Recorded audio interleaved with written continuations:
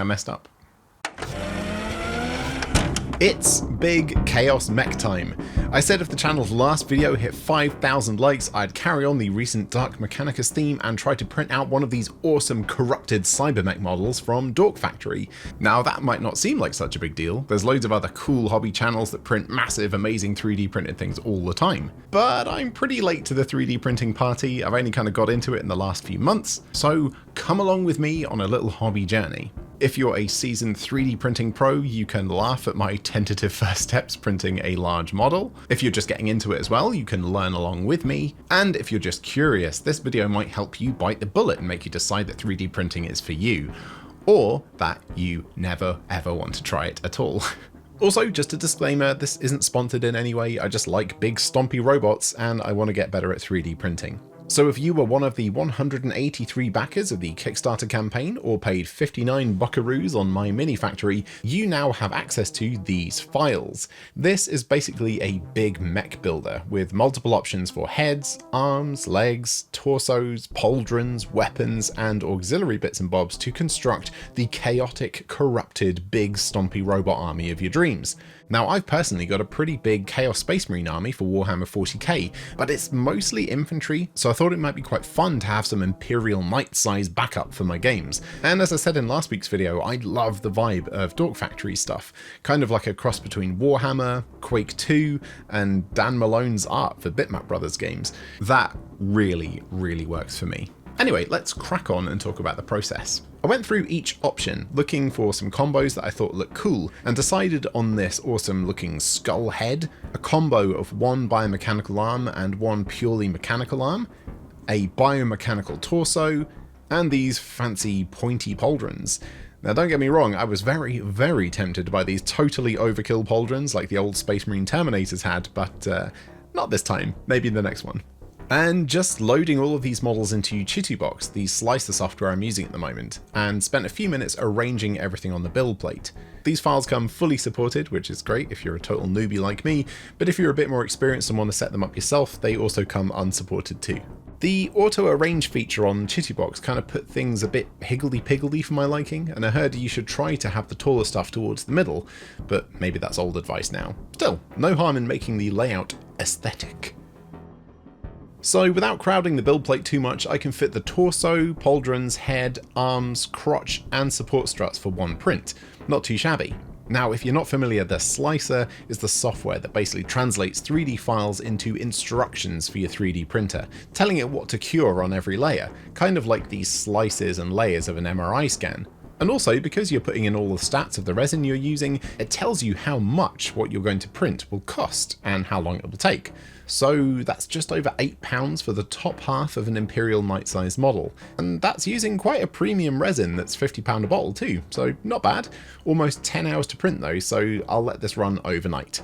I printed that little Dark Mech model for the previous video just a few days ago, so the resin is pretty new in the vat, but still though, I'll give it a quick mix in place. Apparently, just gently sweeping a gloved finger on the surface of the membrane at the bottom of the vat will let you feel if there are any cured resin bits stuck to it, and I couldn't feel anything, which is good, and now you can gently rub a soft silicone squidger thing around to get things moving, and after that, lowering the build plate down to 0 and then moving it up and down a few millimeters a couple of times should mix everything nicely.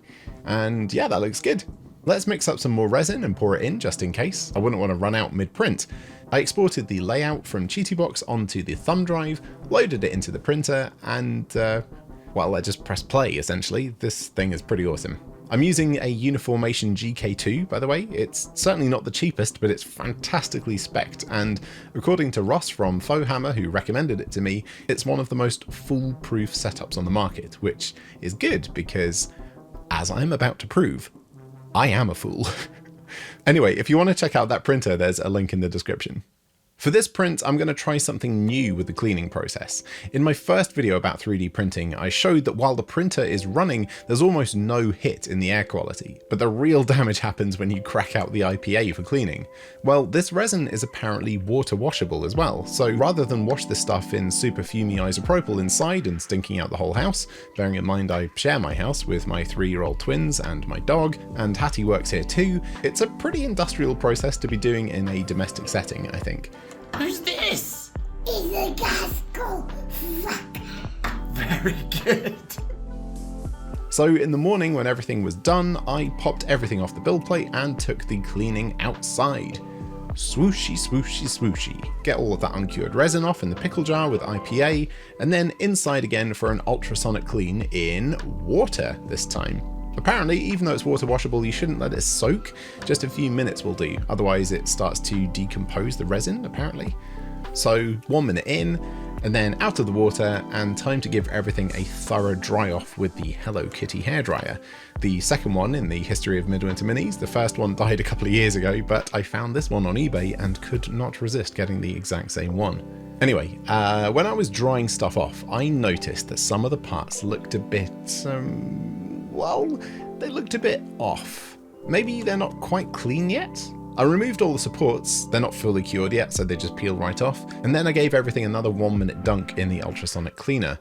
And no, that did not fix it. It just seems like there's half-cured resin everywhere. Not the actual model bits, those are solid, but gooped into holes and around the outside. Just prodding into the gaps with the toothpick shows you what I mean. That's so annoying. It's not hugely noticeable on most parts, but the head will definitely need to be reprinted as that's a focal point. I wonder what I did wrong. I gave all of the parts a 10-minute blast in the curing station, and yeah, they still kind of feel a little bit tacky, so maybe let's put it on again. Oh no. Things have gone very wrong very fast. Nearly all of the pieces have cracked. In fact, every single piece, apart from the pauldrons and the support struts, and those are the only solid, non-hollow bits, and I've only printed solid things before, so I think I've run into a problem. Gonna be honest, I'm a bit annoyed, a bit disappointed, and I feel pretty stupid. I'm not sure what I've done, but I know it's important to share this stuff with you as well. Now, too many channels only show you the perfect stuff and not the great ideas that turned into failed experiments. But I'm not one to give up, so let's turn this around and make it into something cool. When life hands you lemons, you make lemonade, and when life hands you failed prints, make a battle mech graveyard.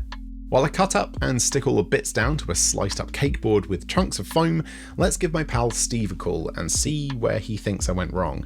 He's very experienced with model making, casting, painting, 3D printing, basically a hobby ubermensch, so I reckon he'll know what happened. Hi, guy.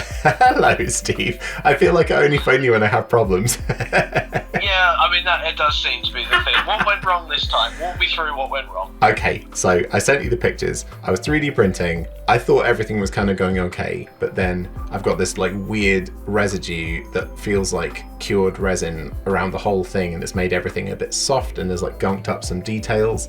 And I think I cured it a bit too long, and everything has exploded.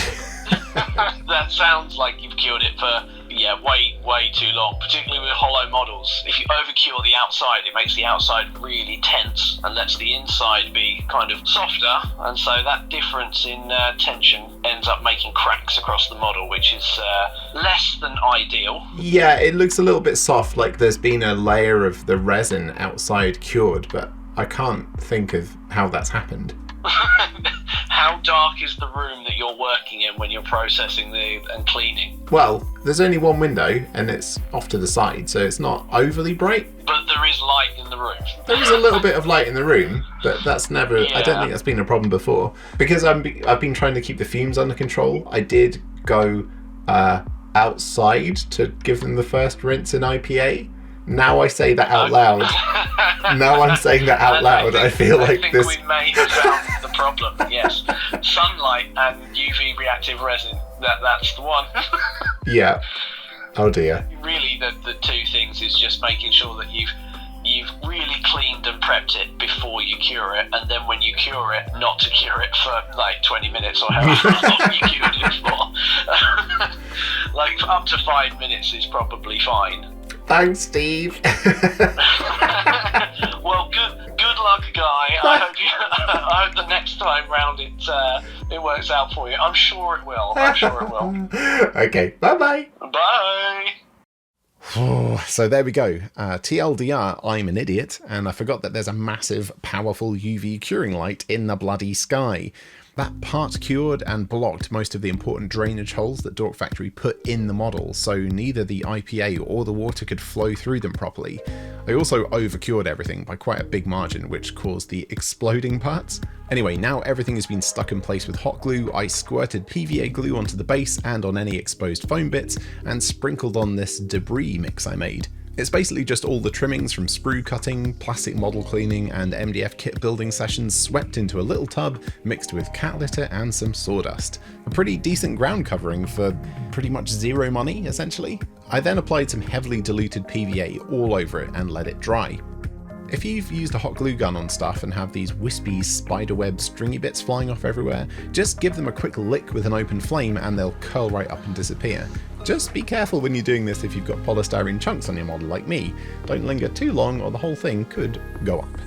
I then added a bit more texture paint on the base and also any exposed foam, and also into some of the recesses of the model parts themselves to make them look like long forgotten relics on the battlefield. Once that was set, I gave the whole thing a couple of thin priming coats with black, making sure to get in loads of angles to get all those recesses, and then a top-down spray of trench brown from the Colourforge. And now just a mix of a few dry brush metallics. After that, a few glazes of colour with some thin contrast paints, a final dry brush of a tan on the base, and a bright silver just on the edges of the metal parts. And then just a little splash with some dirty down rust and verdigris here and there, and you know what, that'll do.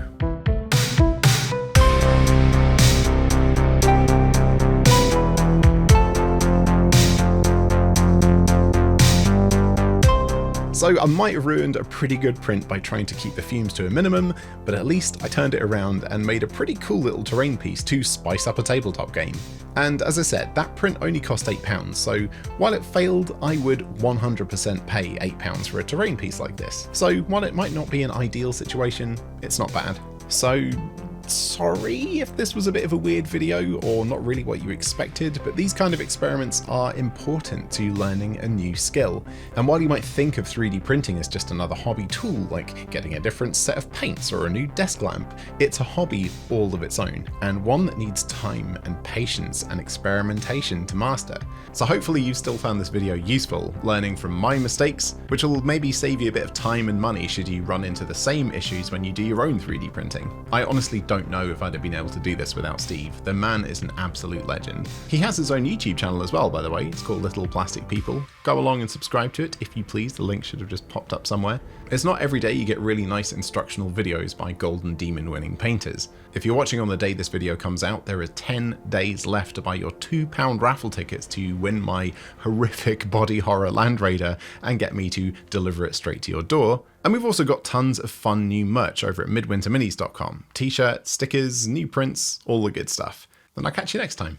Bye for now.